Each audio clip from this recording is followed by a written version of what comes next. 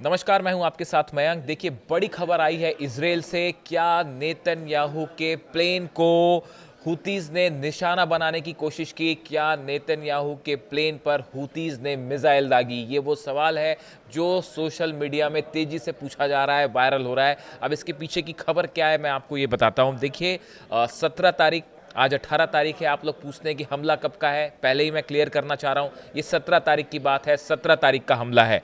हुतीज की तरफ से 2 बैलिस्टिक मिसाइल्स फायर की गई इजराइल के ऊपर। देखिए, ये जो दोनों बैलिस्टिक मिसाइल्स थी, ये एक तो इसमें पैलेस्टाइन 2 मिसाइल थी जो कि तेल अवीव पर फायर की गई, और दूसरी मिसाइल जो थी वो इलत शहर पर का जो रमोन एयरपोर्ट है इस पर फायर की गई। हुतीज की तरफ से 2 बैलिस्टिक मिसाइल्स फायर की गई 24 घंटे पहले, यानी 17 तारीख को। अब इसमें जो खबरें निकल के सामने आई हैं, उसमें जो सबसे गौर करने वाली ये खबर है कि जैसे ही ये मिसाइल फायर की गई और जब ये मिसाइल जो इजराइल के एयर स्पेस के अंदर पहुंची, उस समय नेतन्याहू का जेट आसमान में था, फ्लाई कर रहा था। जेरूशलम के ऊपर बताया जा रहा है कि उस समय नेतन्याहू का जेट था। और उसी बीच हुतीज की ये जो बैलिस्टिक मिसाइल है, पैलेस्टाइन 2 मिसाइल है, उसने इजराइल के एयर स्पेस के अंदर एंटर किया। जैसे ही ये खबर आई, इजराइल की एयरफोर्स और इजराइल की सेना में हड़कंप मच गया, क्योंकि फिलिस्तीन 2 मिसाइल भी अंदर थी एयर स्पेस में इजराइल के, और बताया जा रहा है कि नेतन्याहू का जेट भी आसमान में फ्लाई कर रहा था। यानी ये एक बड़ा खतरा हो सकता था नेतन्याहू के लिए। ऐसे सिचुएशन में एकदम अलार्मिंग सिचुएशन थी। जो खबरें आ रही हैं कि इजरायली फोर्सेस में, इजरायली एयरफोर्स में एकदम हड़कंप वाली स्थिति थी, और तेजी के साथ जो है फिर एक्शन लिया गया, और ये श्योर किया गया कि वो मिसाइल हिट ना कर दे किसी प्लेन को। देखिए, ये जो मिसाइल्स हिट हुई फिलिस्तीन, हमने पहले भी देखा कि हुतीस की तरफ से जो बैलिस्टिक मिसाइल्स फायर की जा रही हैं। अभी थोड़े समय पहले जो मिसाइल फायर की गई थी उसमें क्लस्टर बॉम्ब्स भी थे, और बड़ी ही आधुनिक डिज़ाइन की मिसाइल्स थी जो फायर की गई। और अब ये 2 हमले देखिए, जैसे ही ये मिसाइल्स एयर स्पेस में पहुंची इसराइल के, एक बार फिर जो है वो तेल अवीव में और पूरे इलिट शहर में अलार्म्स बजने लगे। वीडियोस सामने आए हैं, लोग तेजी से भागते हुए बंकर्स में पहुंचे।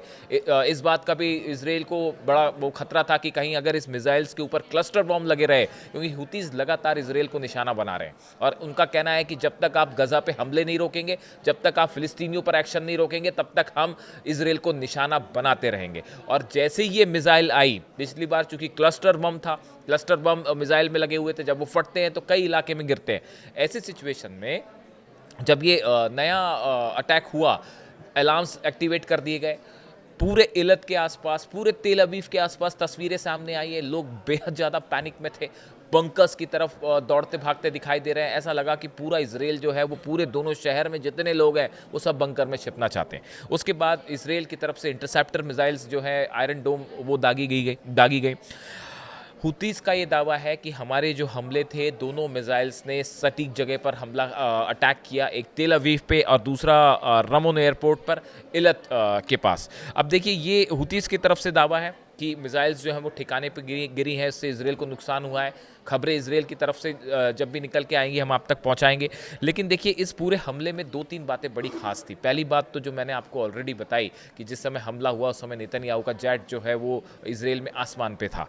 दूसरी बड़ी खबर जो निकल के आई कि ये जब हमला हुआ, हुतीस की तरफ से हमला हुआ, उसके चंद घंटों पहले इसराइल ने एयर स्ट्राइक करी थी यमन में, हुदैदा, वेस्टर्न यमन में हुदैदा जो पोर्ट है वहाँ पे।